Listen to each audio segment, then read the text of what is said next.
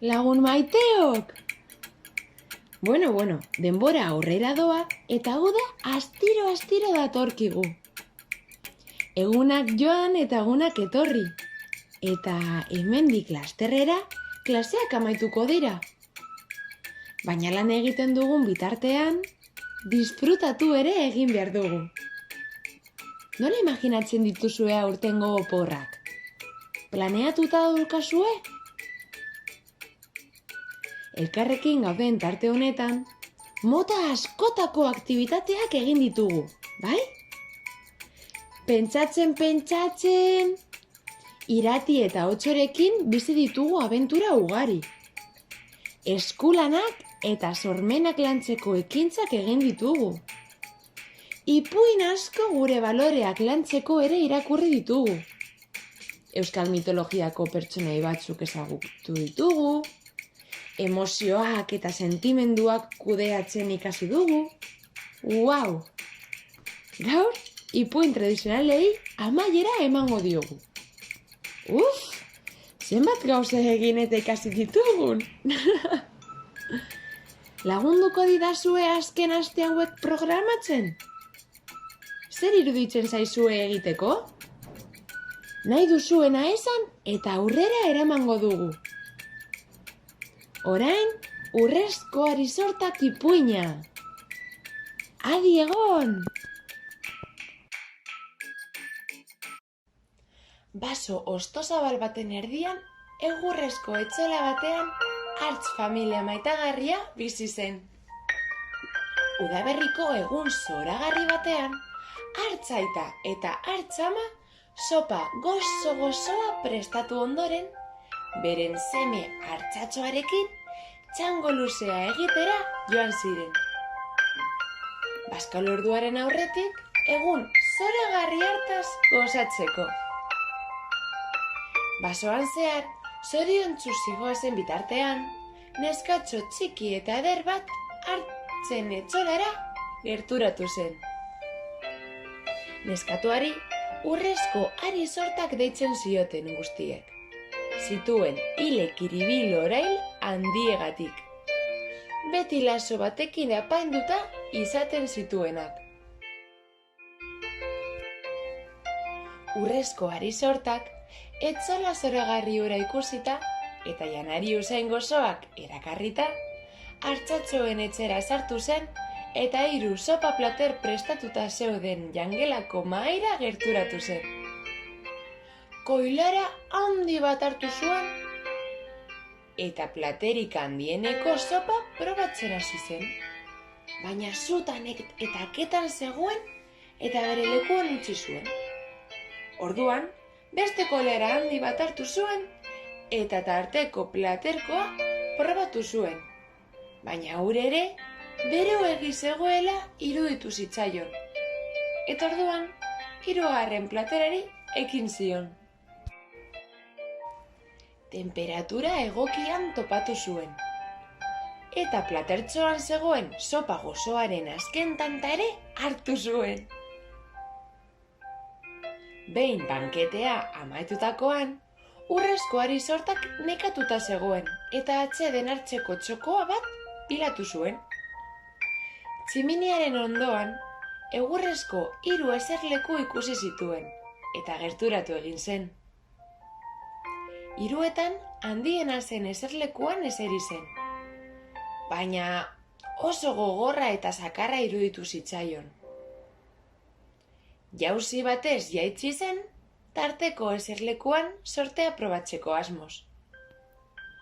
Baina beste behin ere, eserleku hori ez zitzaion bere neurrirako egokia iruditu.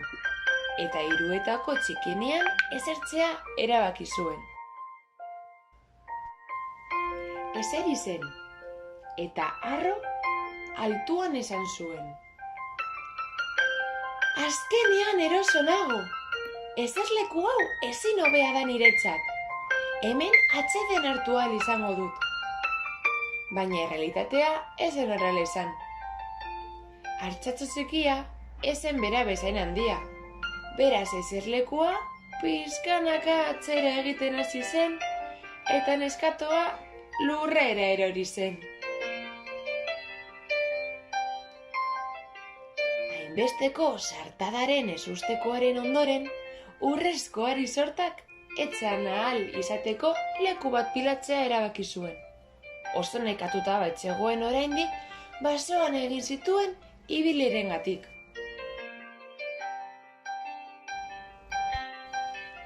Etxanda zegoen lekutik begirada jaso zuen, eta bere aurrean 3 oheko logela ikusi zuen.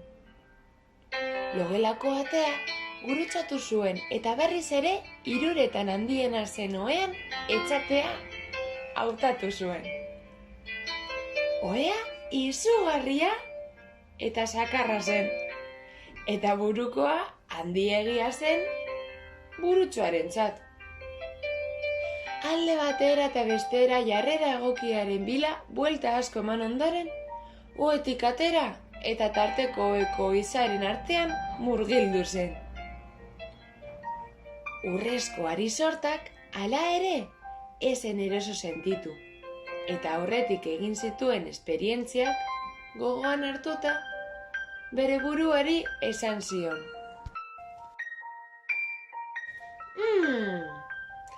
Agian, txikiena izango da guztietan erosoena. Eserlekua bezala, ez haustea espero dut. Eta ohe gainean etxan zen. Oso biguna eta erosoa iruditu zitzaion, eta berehala lo geratu zen. Bitartean, 3 hartzatxoak etxera itzuli ziren. Eta zer nolako ezustekoa, jangelako mahaira joan zirenean, eta koilara handiak plater barruan zeudela ikusi zutenean. Hartzaitak nahazturik esan zuen. Norbaitek nire sopa probatu du. Hartzamak bere platera seinalatuz esan zuen. Norbaitek nire sopa ere probatu du. Eta hartzatxo txikiak izututa oihu egin zuen. Norbaitek nire sopa probatu eta guztia edan du. Baina ezustekoak ez ziren oramaitu. Oraindik asko zuten ikusteko. Hartzaitak bere eserlekua ohiko lekuan ez zegoela ikusita esan zuen. Norbait nire eserlekuan eseri da. Hartzama ere laster konturatu zen bere eserlekuan eseri zela norbait. Eta hartzatxo txikia, gero eta harrituago, altuan kesatu zen. Norbait nire eserlekuan eseri da eta hautsi egin du. Familia osoa isilik geratu zen une batez. Beraiek kanpoan ziren bitartean gertatu zena ulertu nahian. Logelatik zetorren ahorrasi batek bere onera ekarri zituenean. Lasterka joan ziren logelara, eta harriduraz ikusi zuten neskatxo bat zegoela hartzatxoaren ohean. Urrezko arisortak bere loalditik esnatzen ari zen, eta begiak ireki zituenean azaldatu egin zen bere aurrean 3 hartzatxoak ikusi zituenean, haserre berari begira. Neskatxoak izututa jauzi handi bat egin zuen eta korrika atera zen etxelertik ihesi. 3 hartzatxoak, 3 oheak, 3 eserlekuak eta 3 sopa platerrak atzean utziz. Zenbat eta gehiago urrundu etxetik orduan eta izutuago zegoen.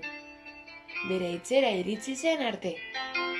Eta bere amari istorio osoa negar sotinen artean kontatu ahal izan zion arte. Bere amak herrieta egin zion besteren etxean sartzeagatik, baina bezarkatu egin zuen konsolatzeko. Txokolatezko tarta handia egin zuen, eta hurrengo egunean, biek batera hartzen etxera eraman zuten neskatoaren bihurrikeriagatik barkamena eskatzeko. Urrezko arisortak inoiz ezen gehiago sartu etxe batean aurrez atea jo gabe. Eta 3 hartzek berriz oraindik barre egiten dute, ohean topatu zutenean, urrezko ari sorta txikiak jarri zuen, izu aurpegia gogoratuz.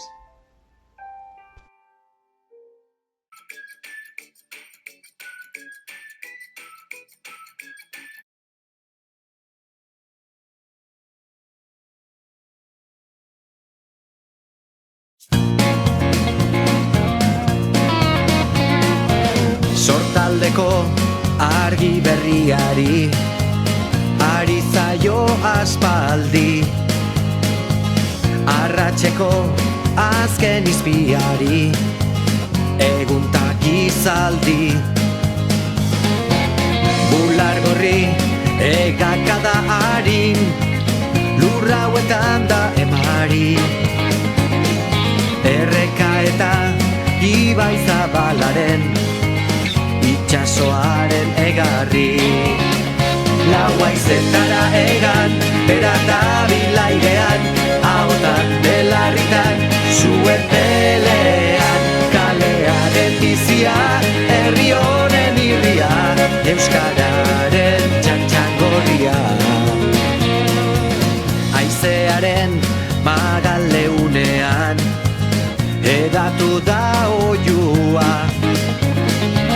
bihotzaren taupadetan hitzak sortu du doinua. Olatuek beren solasean aukeratutako harria, denboran zehar dute jolasean, eten ez dadin aria. Laua izetara egan, bera da bilairean, ahotan belarritan, zuen pelean, kalearen bizia, herri honen irria, euskararen txantxangorria.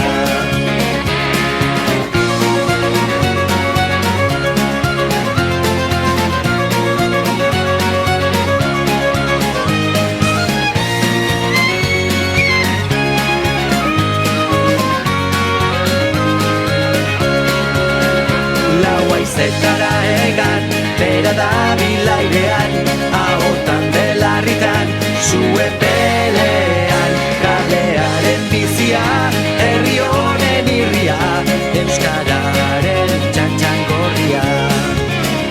Laua izetara egan, bera da bilairean, ahotan belarritan, zuen pelean,